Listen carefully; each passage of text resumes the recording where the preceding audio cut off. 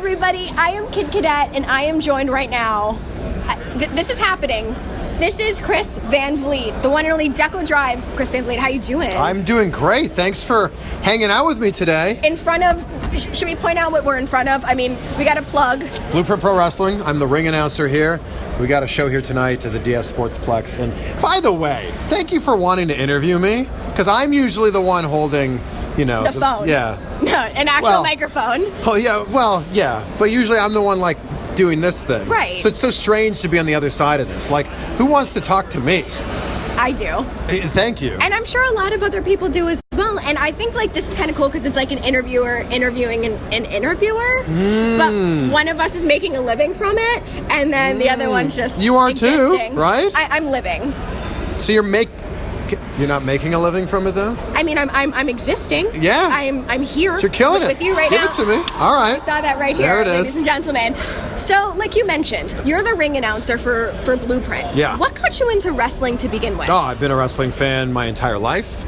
In fact, when I was 16, I wanted to be a pro wrestler. I went to wrestling school in college. I was making the drive from my college town into Toronto. It was the school that Edge and Christian went to in Toronto. And I went for 2 months. And then I was like, oh yeah, this driving an hour each way, 4 days a week, it's really cutting into my drinking time in college. Understandable. And also, to a lesser extent, cutting into my studying time in college. So it was something had to give. Right. When you're going to college, $200 a month for wrestling school is a ton of money. And I was just I couldn't do all of these things. So I went to wrestling school. I've always been a fan. I've been to 8 WrestleManias. I'm just so fortunate to still be part of this world in some sort of way. And fortunately, since I'm just the guy enthusiastically saying the names of the men in the stretchy pants, I can still walk, and I haven't had my knees blown out, my back doesn't hurt. That's so very exciting. That's exciting which stuff. I love pro wrestling and pro wrestlers, but I feel for them sometimes when they're getting out of bed oh. I remember asking Mick Foley, I said, standing here in front of me right now, what hurts on you? He's like, well, I think the better question is what hurts the most. Yeah. He's had a lot of replacements, but he's doing so much better. Way better. If you've seen him lately, he can I saw him in Raleigh this past weekend, and he was with DDP, and he was showing off some of the moves that he learns, and he's a bendy man. DDP's changing lives. Right. I mean, look what he did with Jake, and now Mick Foley. This is amazing. Jericho. Everyone. It's endless, but don't call it yoga. That's what I learned. It's not yoga. It's certainly not broga. He got very. Ew. I've seen that. Who called it broga? Oh, it was on some talk show. Noga. We're not calling it broga. But okay, so when you were doing the wrestling thing, did you have a name? Yeah. Actually, to back this up just a little bit. Okay, back it up. When I was 16, I was in a backyard wrestling federation. Of course you were. Yeah, in Pickering, Ontario, we were called the HCW, and my wrestling name was Chris Sharp. Okay. Because I was sharp walking, sharp talking, and sharp dressed. Wow, are you cutting a promo on me right now? That was a little bit of a promo there, yeah. A little intimidating. Yeah, I was very inspired by Triple H at the time. I came out and spit water, but then my finishing move was a swanton bomb, so. Oh, okay, wow. Yeah, it was strange. So a ring announcer that can swanton bomb. I could still throw a swanton bomb. Yeah. It's a ring open? No. If you look on YouTube, there's a video of me giving someone a pretty mean rock bottom. Okay. Yeah. I saw that video. Yeah. I have seen it. At Prime Wrestling in Cleveland. Good for you. Yeah, it wasn't bad. So then how did you get into this whole interviewing thing? How did you make your way to Deco Drive?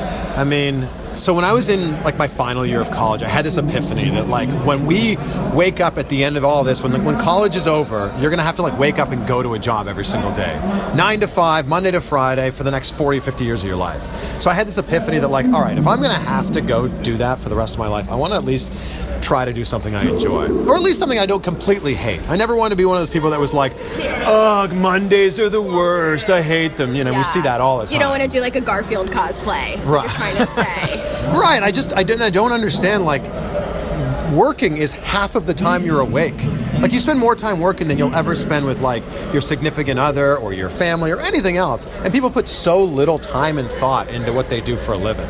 So I was I'm going to spend all of my senior year volunteering at radio stations, volunteering at TV stations, trying to set myself up so that when I graduate, I can at least say I tried. Like if it didn't work out and I could try and it failed, at least I said, well, when I was 21, I really, really tried. It didn't work out. So I was fortunate that I volunteered at a radio station. I volunteered at a TV station. Another radio station was like, we don't take on volunteers, but how would you like a job? And I was like, okay. They're like, it only pays $8 an hour. I'm like, that's great. Then I got an internship. That internship turned into a job. And yeah, just from there, I've been so fortunate to be able to be on TV and like tell stories, meet interesting people like yourself. Aww. And yeah, I mean, I'm originally from Toronto, and this is the 5th city I've lived in here. And the best city, right? Well, South Florida's home now. Yeah. And I bought a house here, so yeah, I guess you guys are stuck with me for a while. That's all right. I also just signed a contract extension with Deco Drive, so that's awesome. You have to see me on TV for a while. That's cool. I mean, Deco Drive is like that like TV show that whenever you're out is always on. Yes. Because it's like prime time, and I just, we get to see you every day, which is pretty cool. Although people are, as we know, watching and consuming television in different ways now. So it's really interesting when I get recognized for YouTube instead of Deco Drive. It's like, I do this TV thing like every day, several times a day, and people will be like, hey, I saw you interviewed The Big Show. I was like, yeah, that's really cool too. Yeah, so it's cool that like the two worlds have been able to like mesh together. And like the moral of this story is like, if there is something that you're interested in doing, like go after it and find a way to make it work. And then you will make a living out of it. That's very positive and uplifting. I appreciate that. And it's fact. That's what it is. Fact. So what socks are we wearing today? Oh, good question. Yes. These are kind of fun. Oh. These are watermelons. Mm-hmm. Yeah. If you could get a good zoom in on that. Wow.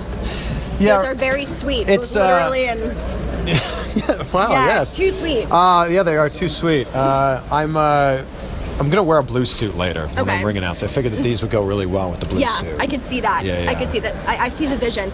And my last question for you: who would you say was the toughest person that you ever had to interview, whether it's wrestling or someone for Deco Drive? It's fun. There's like different versions of tough. There's like the people who don't want to be there at all. Okay. There's the people that just aren't that nice. Like Brutus the Barber Beefcake. And the interview's on YouTube. It's fine, but he's not exactly like the nicest person to talk to. Right. But then, like, you have this breath of fresh air on the other side of things when you talk to, like, The Rock or Will Smith or Hugh Jackman, who are, like, incredible. As you do. Just... Or Tom Cruise, yeah. Yes, in Paris. Just, for a regular day for me. They're, like, the nicest. They get it. They understand what it's all about. They know that it's a promotion for them to speak with you and send it out into the world. I have yet to interview Tommy Lee Jones, but I hear he's just the worst. Oh, God. Like one-word answers. Okay. So I hope that doesn't happen, actually. Oh, I hope I don't have to. Well, once this goes up, it's never going to happen, because once this goes viral, Tommy Lee's going to see it and say, Sorry, TLJ. Sorry. Is that what we call him? Did you just, make up what is that, an acronym? A thing? Sure. Yeah. Anyway, any final thoughts?